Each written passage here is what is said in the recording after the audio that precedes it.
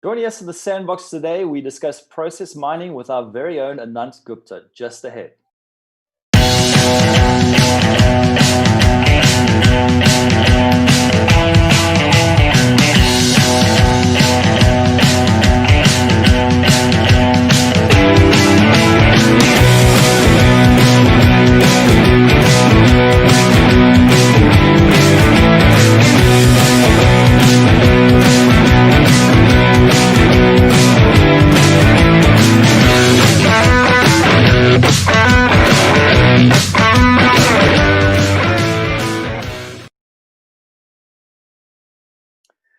Hi, everyone, and welcome to the Prolifics Innovation Sandbox. I'm your host, Greg Hodgkinson.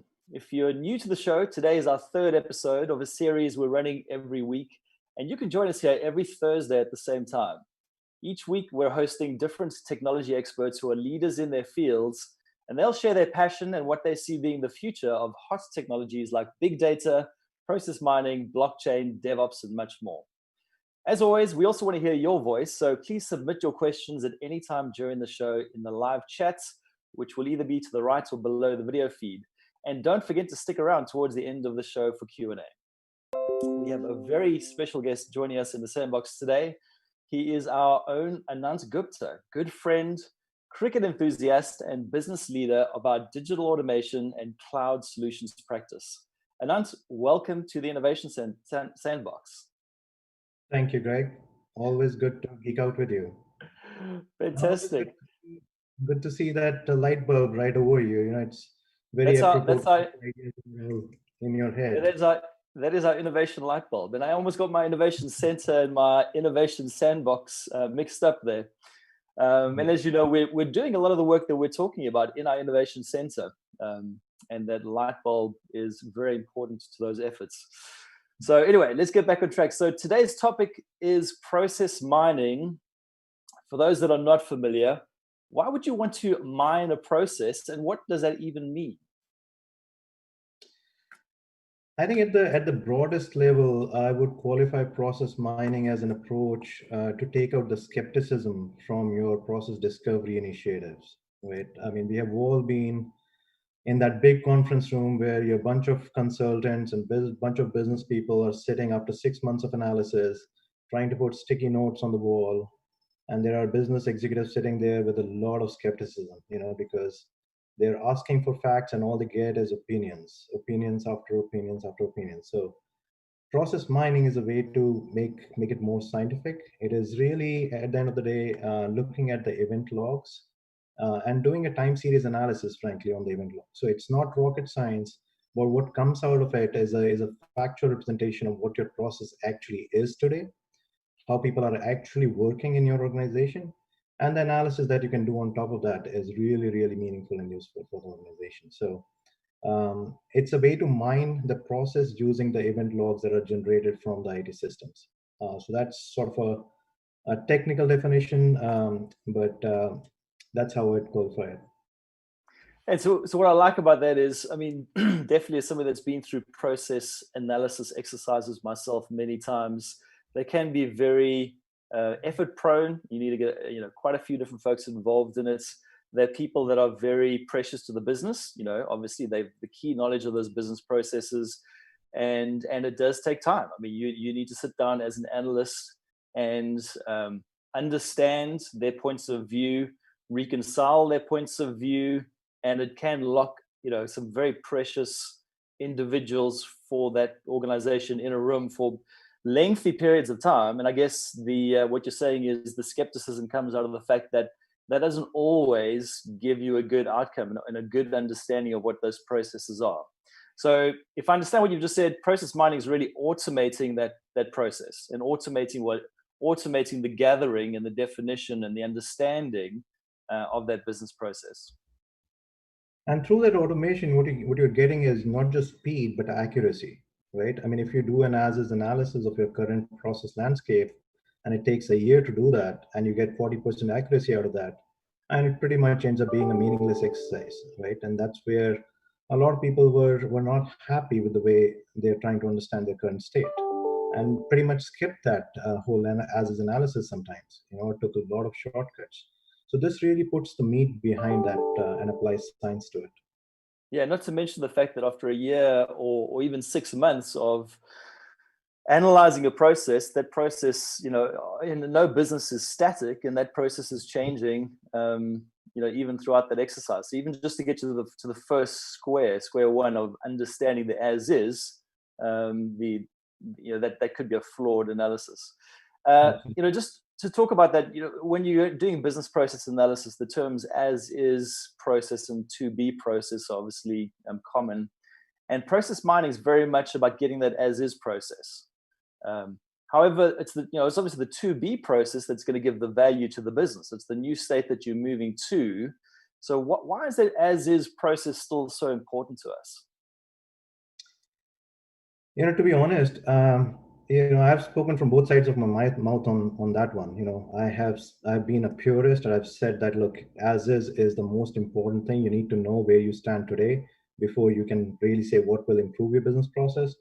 But like I said, if it takes a year and you're not getting accurate information, you're getting opinions from a bunch of stakeholders, and it's not all accurate. It's not exactly how it's happening in real life today.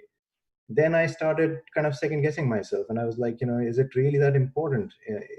We're taking so long, it's so costly, and it's inaccurate.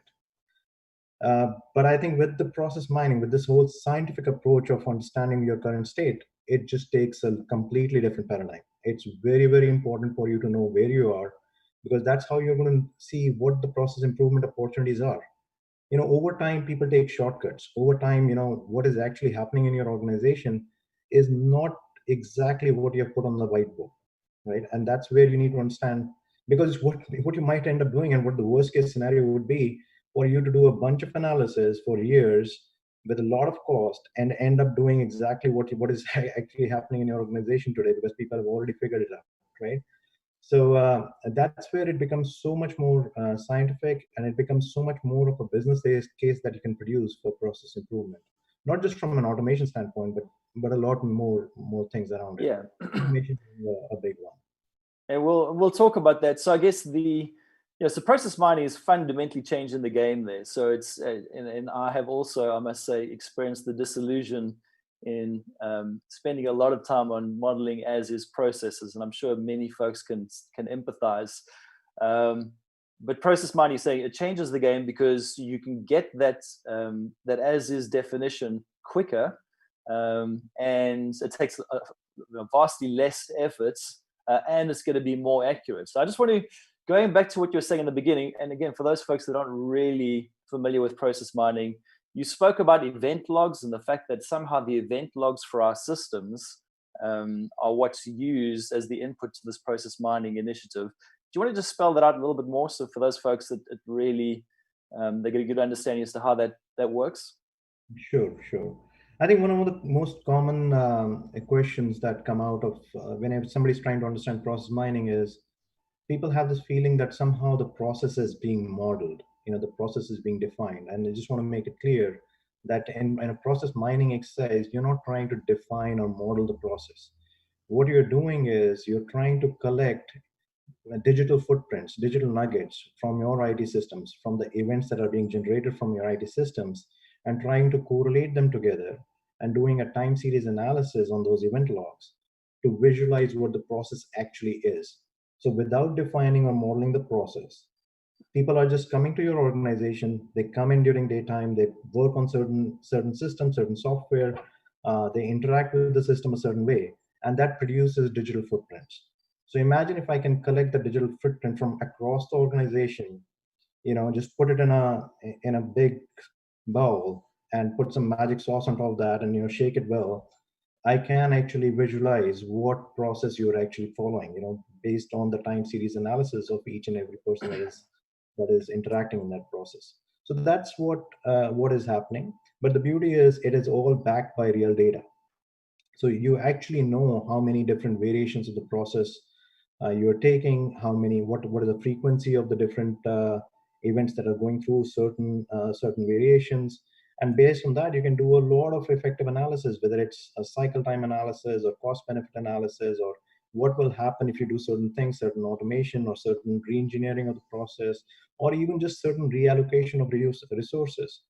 So it is really a way to optimize your process and to ensure that you're moving towards a better operations and operational excellence. Now, I must admit, there still does seem like there's a bit of magic involved because, as you say, it basically ingests that data in your systems, the digital footprints, and then the end result is still, although you're not modeling, the end result is still a graphical view of the flow of your process with all those different variations expressed as well. So, I mean, you do get that view. And that was always great about a process diagram, process model is it's something visual, it's something folks can get their heads around, talk to, understand, discuss. You still get that with this exercise. It's just that you avoid all the pain of having to create that through consultation, and you use software to basically get those diagrams for you. So so a huge amount of value there. Absolutely. But I want to add that it's not the same view, right? One, it is the most accurate view because it is the real, it is exactly what is happening. But more importantly, it's backed by real data. So when you're trying to really understand what happened, why did I take 6 months to do it? In a regular case where you're just doing it by stakeholder interviews, people will end up denying it. No, that really never happened. It never takes 6 months, right? But here you can just drill down and open up the Pandora's box and say, no, look at this one. Look at this particular case. It took you 6 months. So it really kind of guides you towards where the problem areas are, and you're really trying to address those rather than just trying to address things that you think are wrong. Right? In a regular scenario, there's a lot of confirmation bias. People already make up their minds on how the process is working. We are doing well in certain KPIs. That's what I think, and I will have a very strong opinion about it, right? But it's not based on facts. It's just my opinion because I've been doing certain things for the last 20 years. And I'll start producing data or start producing just giving some anecdotal evidence to support my bias versus real. That's a huge difference. And I guess that's something it's always a danger if you jump straight into defining a to be process, is you miss out on all that, the reality of where you are today, and getting process mining gives you the warts and all view on what the world looks like today in your business, what that process looks like, with not only the ambitions and the areas you want to do better in. With a blue sky thinking view of the world, you really understand, as you say, where those issues are, and where those problem areas are that you need to address in the to be solution. And also makes it a lot more scientifically based in terms of prioritizing where you spend your effort in terms of making an improvement. Absolutely. And it makes it measurable, right? So it helps you define a business case with the proper cost benefit because you know where you are, where you want to head, and you can. Otherwise, it's just a guesstimate of what the benefit is going to be. So this helps you actually create and pass a business case through all the approvals because you're basing it on facts, and it's a huge deal. Mm-hmm. Yeah, I do want to say. So, why do you think now is the right time for business to consider process mining? Is there a special or specific urgency brought on by current pandemic situation? To a certain extent, yes, absolutely. I think it's there is a lot more focus on cost optimization.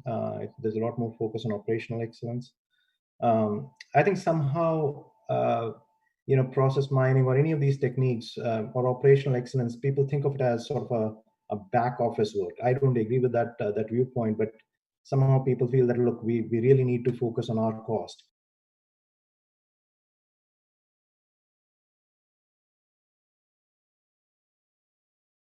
Well, I think we lost your audio there, Nance. Hopefully we can get it back again. Is it better now? Yep, that's back again. I don't know where you guys lost me, but I heard your question. So I heard most of that, just the last few seconds. Okay. So I was saying that it's somehow folks consider operational excellence to be a back office work, and maybe that's why they're focused on process mining or process improvement at this point of time. Although I don't agree with that viewpoint, but that kind of gives more emphasis to process mining because of cost implications there. But I think it's beyond that. I think it actually impacts the customer journey. It actually impacts the customer touch points. So there is a lot more to process mining beyond the cost part of it. But because of the focus on cost, I think people are kind of slanting towards process mining and process optimization at this point. So actually it And brings up yeah. So it would be very interesting to know those business process. So if you did process mining kind of pre-pandemic and then post-pandemic for the same business, it would be interesting to see I'd assume you'd actually see variations in your process, and as your process is playing out across your business. So if you've been doing the old-fashioned process modeling way of approaching your as-is processes over that period, you could kind of throw those processes out the window because our new reality is very different. So process mining would, again, continually, and I guess that's something else worth exploring, is it's not a once-off exercise. It's not that you do it up front and then you know what your as-is process and variations are. You can continually assessing and understanding and visualizing your processes because the world changes, as we've definitely seen over the last few months, and process mining will allow you to continually see how that affects your business processes as they're playing out. I think we also have to factor in, the fact that there is going to be a lot of churn in organization as far as workforce is concerned. So, the people that have been doing your operation stuff for many years, you might have had to let some of them go. You might be hiring new people in, and they might not be following all the policies and, might not be complying with all the different things that you have in the organization. They might be not well trained, as well as trained as people who have been there for a long time, and you probably had to follow them or whatever was going on in your organization. So with these new people, it's all the more important to see exactly what they're doing and if they're not complying with certain things. And a good heads up that you can get with process mining can go a long way. Yeah. Even from that. So I know you and the team, I've known you for a long time, and the work that the team's been doing for decades now, and you've had a strong focus on business process automation within the team. How does this new approach change business automation or business process automation? So I think it just gives automation a much more broader view, right? So when we talk about automation, especially if you talk about the new age stuff around RPA and robotic process automation, it's a very limited view, because all it is saying is that I want to automate and save the time of a particular individual by doing the task that he's doing today. So maybe somebody's spending half an hour on a certain task, you automate it, and you're saving half an hour a day. You multiply it by the number of days, and you get a business case for maybe 50 grand, 60 grand, right? So the automation business case is typically very limited if you're just focused on automating the manual effort. But once you start putting that in the context of a process, then it gives you a much broader view, because now you're saying, if I automate a step here, it might, reduce my cycle time like this. I might do revenue generation, revenue acceleration. I might reduce the wait time in some other step, downstream. And that gives you a much broader business case. It might be a $1 million business case rather than a $50,000 business case, doing the exact same thing that you're doing, which is automating a step. Right. So I think it just gives a different perspective to automation, because now you're in a much broader context and you have all the data. So you much better understand the value that you aim to get and actually do get out of automating parts of that process. Absolutely. And like I said, it's not just around automation. The implications could just be around resource allocation, and which is another huge problem in organizations, where they really don't know where their most effective resources are being deployed. Are they putting them in the right place? Is that the most value they can get out of that? Whether it's human resources or other physical resources, right? So the resource allocation, resource optimization also is a huge problem that can really be solved through process mining. Yeah, so what I love talking about when we do have conversations about what you and the team are doing for our customers, it really comes through kind of the passion that you have that drives the work that's being done. What would you say? What inspires you to want to do? What's the root of that passion? What inspires you to do more for our customers with techniques like this? I would say it's almost all of our clients, they really don't want to pay for software, right? They don't want to pay for services either. What they want to pay is for outcomes. And I think that's what drives us. If we are able to guarantee an outcome, and this is something that you will hear from me and the whole team, and I'm sure you've heard it from us multiple times, we're really all about guaranteeing outcomes, right? And process mining, and that's why we are so geared up about this, because this guarantees an outcome. We'll do certain things, we know the exact data behind it, we know what the value is going to be, and that's where we can guarantee the outcome, right? And that's such a powerful thing for us. I mean, it just kind of drives the entire team, because we are not taking, we are taking guesswork out of this. We're not saying, maybe we'll end up delivering some value. This is the value we're going to deliver, and we are guaranteeing it, is something that is very, very powerful to me. Yeah. Well, absolutely. And, that's obviously why you make a good inspirational leader for the team, because that's proper motivation rather than just the nuts and bolts of messing around with software. It's really focusing on that value and how we can make a difference for our customers. While we're talking about passions, yeah. Well, just to be clear about that, we do tighten the nuts and bolts as well. Fantastic.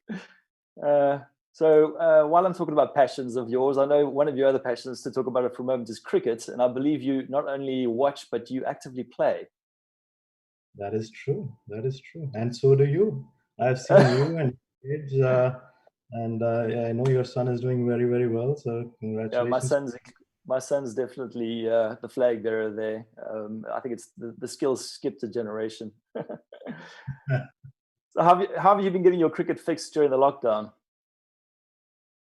Well, honestly, I'm not. I mean, it's a lockdown, so not much of a cricket fix. But I am coaching my son to be able to join our team, and Fantastic. someday soon he's going to replace me, which is always going to be a good thing. That's for the team, not for me personally, but for the team, it's going to be. But yeah, that's about all. I mean, there is not much cricket going on TV, and things have been postponed. So we are starting to get out a little bit here, but not much of a fix. No. Well, okay, let's switch back to process mining then.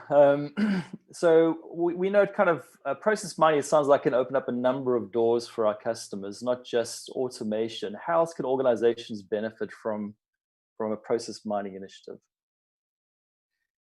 So, I think compliance is a huge thing, right? So folks are looking at different policies, whether they are externally imposed or internally imposed. I think most of the time they're really not sure if everything is being followed to the T. And process mining definitely, based on real data, it can show exactly what is happening if the policies are being followed, and you get an upfront notification if something is not happening, and you don't have to wait for something to crash and bang later on. You can catch it, catch them young, catch the problem early. So that's a big one. But I also feel, and I brought it up earlier, that it's uh, if you really try to understand what your process landscape is, and process and data are not too, you can't look at them in isolation. You're really trying to understand what is the data that is interacting with what steps in your process. You're actually applying data science to figure out what are the hot spots in your process, and how do you want to kind of treat maybe different segments of your customer base slightly differently in different situations. So it also leans into a customer interaction. It also leans into a customer journey map, because now you have a full process landscape to say, this is where I'm interacting with my customer, right? Do I have the right data to share with my customer at this point of time? Is it sensitive data? Am I in violation of certain things? It can also lead to a risk assessment from a data sensitivity standpoint. Are you sharing some data that should not be shared? So I think it's a broader view. Automation is definitely one part of it, but I would say customer journey mapping. It leans into your enterprise data strategy, and where you want to have your sensitive data. It definitely gets into a risk assessment. It definitely gets into compliance. So those will be sort of the big things. Obviously, the cycle time, the speed, the quality of your process, all of those are impacted as well. Yeah, and I know our teams are helping a lot of our customers with CCPA, and they're actively looking at using process mining to help out with that as well. As you say, it gives you that understanding of the actual processes, and then therefore the data flowing through those processes, which is crucial to a CCPA efforts. While we're talking about data, how much of a factor is data in process mining? So it would seem to be central, given the fact that all of these mined processes are coming from the business data. What about preparing and shaping that data? Can you tell us a little bit about that? Yeah, so I think that's a very important aspect. The data prep before you can actually visualize and analyze, it's very important. But the amount of data or the attributes of the data that you need for sure, which are kind of mandated for doing any kind of visualization, would be around the timestamps, the activity, the user. Those are the key attributes. So there are only 3 or 4 key attributes that you need to really visualize the process. But then when you want to do more analysis, more cost benefit analysis, then you need to plug in more and more data. So you really need to extract, you need to decide what are you doing this process mining exercise for in a way. But just to visualize, there is a basic set of attributes. To do more advanced analytics, you need more. Maybe you want to take out the claim amount if you really want to do analysis. So there is some amount of prep because not everything is in a standard format. People put the event data in different kind of event logs. So you will have to mine those logs and put them in a format that by any kind of process mining tooling. And there are lots of process mining toolings out there right now. I mean, we have some of our favorites, but I think that anybody who was doing business process management at some point of time, and at the end of the day, process mining is almost sits as an intersection between data mining and business process management, right? So people who were doing business process management have started to jump into process mining. So lots of tools out there, but everybody will have to do some sort of a data prep to make sure that their tool is able to consume all that information and do visualization and analysis on top of that. Yeah. So I could definitely, could continue asking you questions on this for a considerable period of time, but I think we are kind of getting towards the end, and I do want to leave some time, and I'm not quite the end, because we always want to give our viewers a chance to pose their questions as well, and they've been sticking on patiently. So I'm going to switch to a few of the questions that have been passed over to me by my producer. So firstly, how many areas of a business can really benefit from process mining? And how long has this idea been around? So the idea has been around since early 2000. So it's been a couple of decades. I think people really started jumping on it about a dozen years back. So 2006, 2007 is when it was started to get a little bit commercialized. We in fact did our first process mining exercise about 10 years back, and it was very, very nascent, right? But still we could see the value coming out of it. And we could see the glint in the eyes of our customers when they actually saw the results. And it was sometimes very, very counterintuitive to what they were thinking. So we could see the value at that point of time. I missed the first part, and Greg, if you can. So how many different areas of the business? I mean, I guess the question is this something niche to certain parts of the business, or how widespread across the organization would this be of benefit? Yeah, so it cuts across. First of all, it cuts across industries, so there is no specific industry where it will be applicable or not applicable. It cuts across lines of business and different areas of business. What I would say is it will be more valuable to areas that have really long drawn processes, right? So if you have something that takes 3 minutes to complete, I don't know how much value you're going to get out of it. Versus, take the case of a life science process that goes through clinical trials and takes a year to complete. You're going to get a lot more value because there are a lot more stakeholders. There are a lot more things that you can cut down on, and definitely the processes are very, very complicated. And I think process mining is also it's still after a year and after a decade and a half, at the very least, of being commercialized. I would still say there's so much more, and that's what makes it so much exciting for us. It's just the start. There is so much more that can happen in this discipline. I mean, we are really talking about one. People typically talk about one area. Take the order to cash or supply chain, but really the sometimes the network effects of different processes are not explored. And I think process mining will continue to evolve, and it will get to a point where they can really take the entire value chain and analyze the whole value chain and look at the improvement of there rather than just so actually, one. Yeah. So I saw some material on orchestration of business processes as well. They talk about, they kind of cross, how do different business processes in the organization play off each other, and what are the effects? So that would be interesting to see how it plays out. Right, we got a question. You talked about skepticism of process modeling and mapping at the top of the show. How accepting or understanding of process mining are organizations? Is there still a lingering suspicion?